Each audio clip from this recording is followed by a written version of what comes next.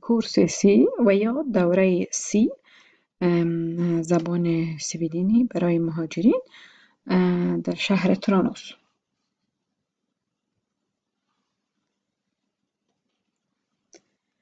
آموزش اسفی معلم شما را در مکتب تدریس می کند و شما را راهنمایی می کند که بتوانید در خانه و در مکتب درس را بیاموزید. داشتن گوشی دستی و یا تلفن موبایل خوب است، چون اگر شما موبایل و یا گوشی دستی تان را با خود داشته باشید می توانید اپ و یا برنامه ها را در تلفنتان دانلود کرده و زبان را در خانه و در مکتب تمرین کنید.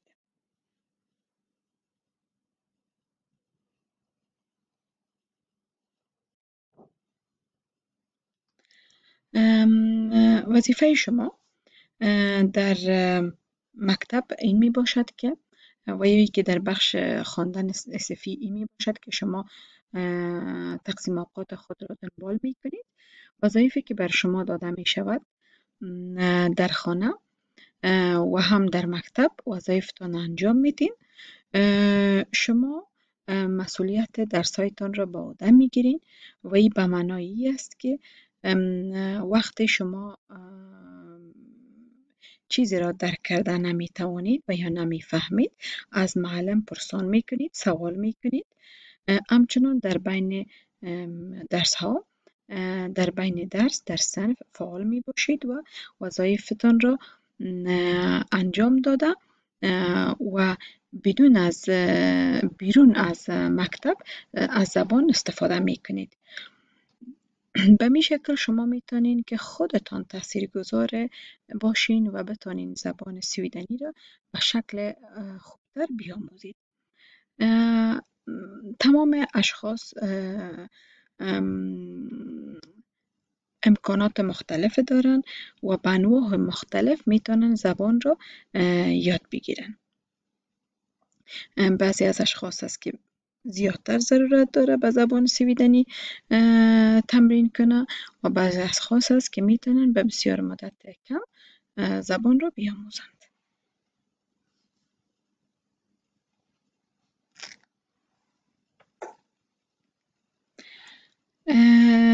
در دوره سی و یا کورس سی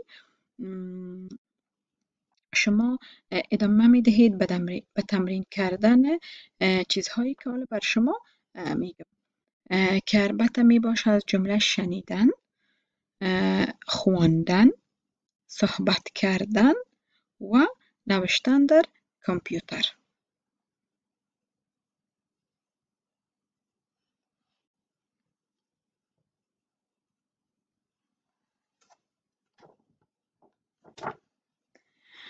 برای اینکه در بخش شنیدن در دوره سی و یا کورس سی کامیاب شوید باید بتوانید بفهمید جملات ساده‌ای که در روزمره و در روزمره مسائل روزمره و در جامعه زیستی و جامعه کاری استفاده می شود.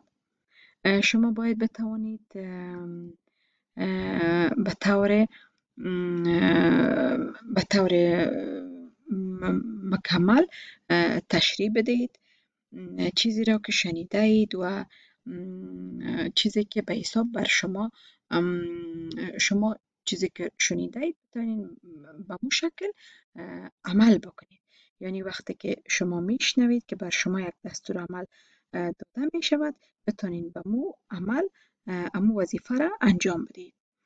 به طور مثال بتوانید بدانید وقت شخص درباره خود و یا کار و یا علاقمندی خود صحبت می کند بفهمید که چی می گویند. شما بتانید درک کنید و مثلا یک مصاحبه کاری و اخبار را که به زبان ساده سوئدی است و یا ای که نشانی و آدرس را یا راهنمایی آدرس را که بر شما باید بتانید او را درک کرده.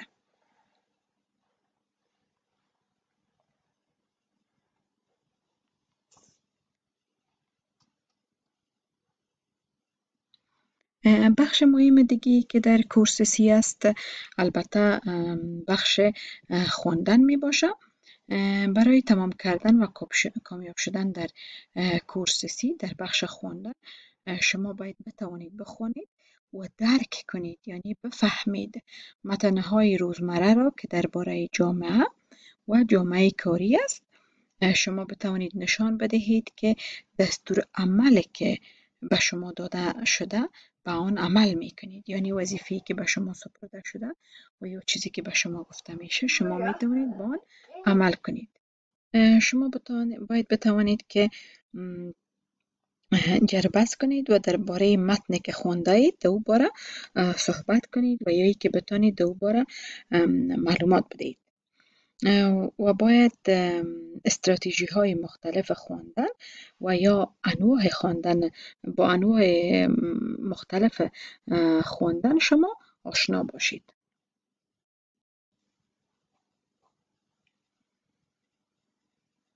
برای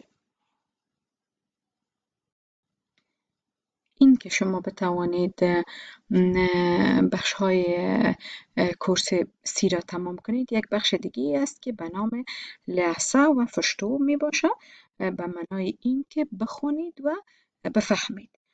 خواندن و درک کردن متن را که می خوانید، برای اینکه در این بخش شما کامیاب شوید باید شما بتوانید بخونید و بدانید، یعنی درک کنید چیزی را که می خوانید. به طور مثال متن‌های ساده‌ای را که در روزنامه شما می‌خوانید، معلومات را، کتاب‌ها و قصه‌ها را، متن‌های حقیقی را، جدول و چارت را که بر چارت دیاگرام هم میگیم و دستالعمل را. دستالعمل به معنای که وظیفه‌ای که بر شما سپرده میشه. صحبت کردن، برای اینکه بتوانید در بخش صحبت کردن کامیاب شوید باید بتوانید در بخش زندگی روزمره درباره جامعه و جامعه کاری صحبت کنید به شکلی که دیگران شما را درک کنند. این بدین معنی می باشد که شما به شکل خوب تلفظ می کنید و دیگران می توانند صحبت شما را درک کنند و بفهمند. شما باید بتوانید به طور مثال در این موارد صحبت کنید. مثلا باید در وقت گفتگو فعال باشید و بتوانید نظریات و افکار خود را با دیگران در اشتراک بگذارید، بتوانید دیگران را راهنمایی کنید و دستور عمل بدهید و بتوانید صحبت کنید درباره مکتب و درباره علاقمندی شخصی خودتان. مثلا شما به چی علاقه دارین، به کدام نوع سپورت و یا تمرینات و یا موسیقی. نوشتن، شما باید قادر به نوشتن متن‌های منسجم و قابل فهم باشید و در مورد تجربیات، برداشت‌ها و نظریاتتان بتوانید بنویسید. شما باید بتوانید متن‌های مختلف را درباره موقعیت‌ها معمول در زندگی و در واقعاتی که معمولی که در زندگی رو می‌افتد باید بتوانید بنویسید. مثلا درباره جامعه و زندگی کاری همچنان شما باید متن‌های متنوع داشته باشید و متن‌ها را با کسی که خواننده هستند برابر بسازید. این به معنای ای است که وقت شما یک متن می نویسید شما او را باید بتونین مشخص به جاهای مختلفی میفرستین به مو شکل بنویسین که دمونجا مناسب باشه. مثلا متن می نویسین برای مکتب، متن می نویسید برای شفاخانه و یا متن می نویسین برای دوستتان که مثلا شخص متقابل متن شما را بعد از خواندن به بسیار شکل خوب بتوانه درک کنه. و به طور مثال شما باید بتوانید معلومات ارائه کنید درباره خود به بسیار شکل‌های مختلف. مثلا شما وقتی نامه روان میکنین به یکی از روزنامه ها و اعضای خانواده‌تان مثل که قبلا یادآور شدیم شما باید متن‌های حقیقی را نوشته کرده بتونید و مشوره بدهید و یا راهنمایی بکنید و بتونین که پیام های کوتاه و یا پیام های که از طریق ایمیل و یا پیام های برقی روان میشد اون را بتونید بنویسید. در جامعه ما استفاده از ابزارهای دیجیتالی مهم است. به طور مثال گوشی دستی و یا تلفن موبایل و همراه با کامپیوتر و لوح نویسی چیزهایی است که از این جمله می باشم. هر شخص باید این را بداند که مثلا چه نوع بلیت و یا تکت بخرد، تحریف و تحاسب و یا کمی رکنینگ هایی که به سویدنی میگیم چه نوع پرداخته شود، اطلاعات را چه نوع بتواند یعنی معلومات را چه نوع بتواند جستجو کند و ارتباط را به چه نوع برقرار بسازد. اطلاعات مهم امروز اطلاعات مهم از طریق پیام های کوتاه که SMS برش میگیم و ایمیل ارائه می شود. به همین خاطر ما هم در زبان اسفی از ابزار دیجیتالی استفاده می کنیم. ابزار دیجیتالی و یا مواد درسی که در کورس سی استفاده می شود این است که شما باید بتوانید از طریق ایتس لرنینگ ارسال کردن وظایف کارخانگیتان را از طریق ایتس لرنینگ یک صفحه